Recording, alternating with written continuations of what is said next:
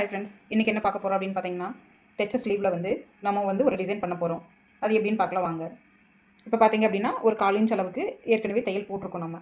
அதிலிருந்து இன்னொரு 1/4 இன்ச் அல்லது 1/2 இன்ச் நம்மளுக்கு எவ்வளோ தேவையோ அந்த அளவுக்கு ஒரு மார்க் பண்ணிவிட்டு ஸ்கேல் வச்சு ஒரு கோடு போட்டுக்கலாம்.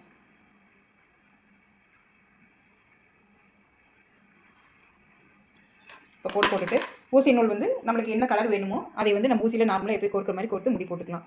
இப்போ எப்படி ஸ்டிச் பண்ணலான்னு பார்க்கலாம் வாங்க. இந்த ஓரத்தில் அப்படியே குத்தி இப்படி மேலே எடுத்துட்டு, இப்போ இந்த 1/2 இன்ச்சுக்கு நம்ம தைச்சிருக்கோம் பார்த்தீங்களா, அதுலேருந்து இப்படி எடுத்துட்டு அதுக்கப்புறம் இந்த 1/2 இன்ச்சுக்கு நம்ம ஒரு மார்க் பண்ணியிருப்போம். அந்த அளவுக்கு ஒரு தையல் ஒன்று போட்டுக்கலாம். மறுபடியும் அந்த ஒரு 1/2 இன்ச் அளவுக்கு இதே மாதிரி தொடர்ந்து நம்ம போட்டே வரணும். இதை போட்டுட்டு எப்படி இருக்குது அப்படிங்கிறத பார்க்கலாம். இப்போ பார்த்தீங்கன்னா இதுக்கு நம்ம போட்டு முடிச்சாச்சு. அடுத்தது இதுக்கு வந்து 3 mm பீட், இந்த 2 சைட்லேயும் சின்னதாக இருக்கிறதுக்கு 3 mm பீட் கொடுத்துட்டு இங்கே வந்து பேர்ல் பீட் கொடுக்கலாம். உங்களுக்கு எந்த மாதிரி தேவையோ அந்த மாதிரி நீங்கள் வந்து உங்கள் க்ரியேட்டிவிட்டியை பொறுத்து நீங்கள் அதையை வந்து யூஸ் பண்ணிக்கோங்க. இப்போ பார்த்தீங்க அப்படின்னா எப்படின்றத காமிக்கிறேன் நான்.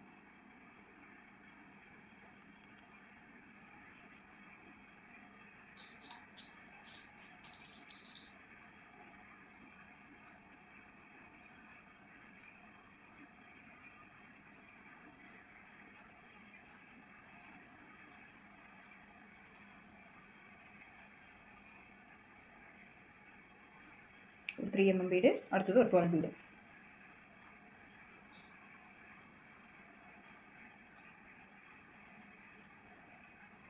அதுக்கடுத்தது ஒரு 3 mm பீடு.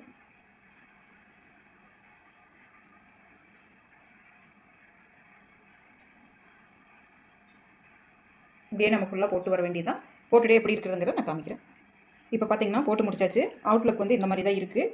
அதாவது நீங்கள் போடும்போது இந்த மாதிரியான டிசைனில் போடுங்க. இந்த மாதிரி போட்டிங்கன்னா நல்லா இருக்காது.